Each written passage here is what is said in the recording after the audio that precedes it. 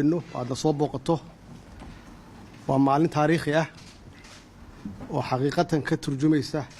حريرك لبضة ضل لبضة ضد وعلها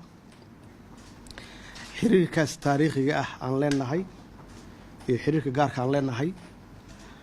وحوي حرير بلشو حرير ضد يضع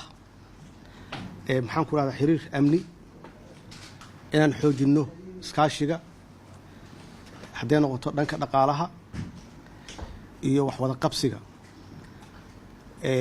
arinta ugu muhiimsan iskaashiga arrimaha amniga iyo la dagaalanka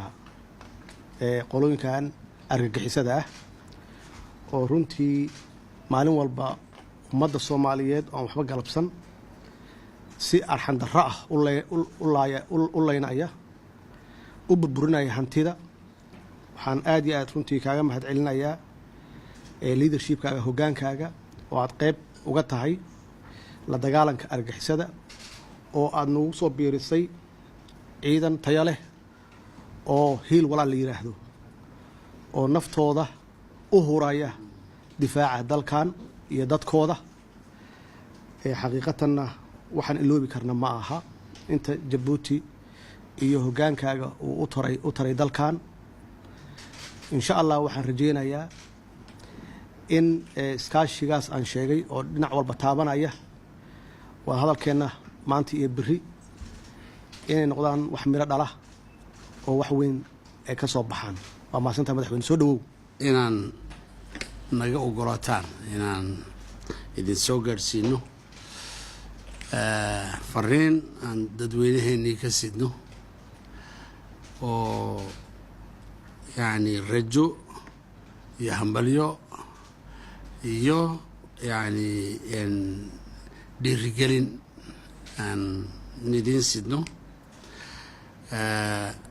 nabad iyo walaalnimo iyo iskaashina raacino nabaddu inaan ka wada shaqayno in aanan ninba waxay uu karayo uu ku kordhiyo in walaalnimada aan ficlan aan noolayno ama aan ku dabaqno nolosha caadiga ee dadkeenna dadweynaheenu waxa uu jecel yahay inaan iskaashiga aan sii biirino waxa uu jecel yahay inaan wadaagno dhib iyo dheefba waxa uu jecel yahay inaan isku duubnaano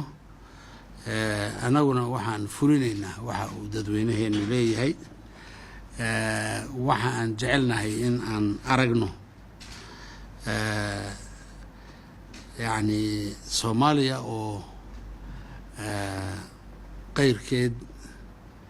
inta ay daahday in ka badan inay qayrkeed dhaafto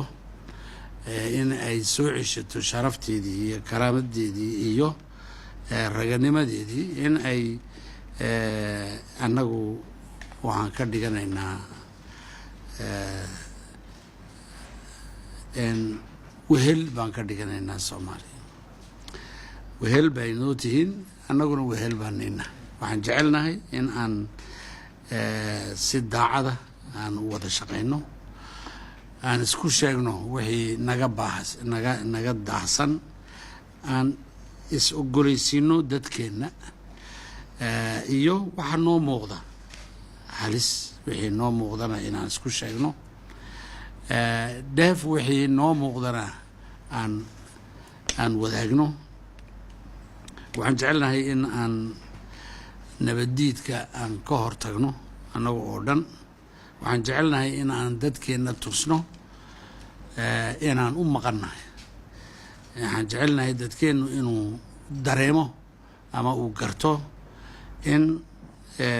madaxdoodu ay yihiin dad u adeega ummadda inaan nahay inuu dadkeennu dareemo ayaan doonaynaa waxaan jecelnahay in aan wixii raggan ila socday ay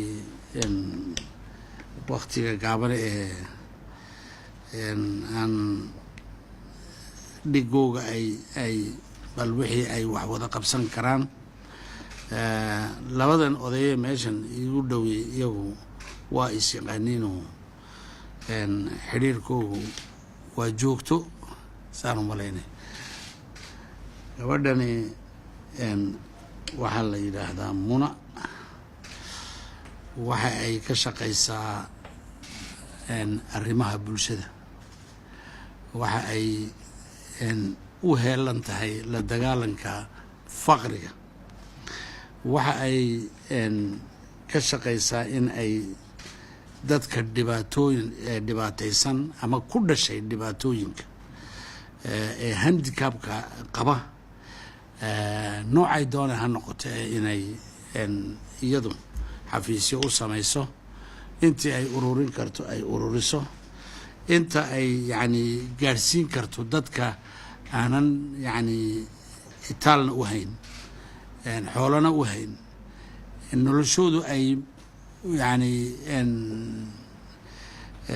ay halis ku jirtana inay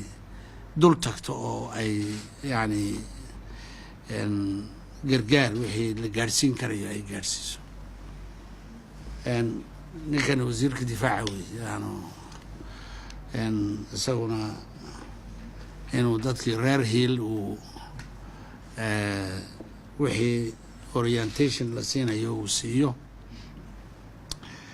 ciidanka soomaaliyana inuu iyo ciidankani horta dee ogtahay inaan yani meeshii ugu adkaydaan annagu ka shaqayno oo isgaarsiintu ay adag tahay, haddana jacayl dadkii ay isku qabaan unbay isbarkadeeno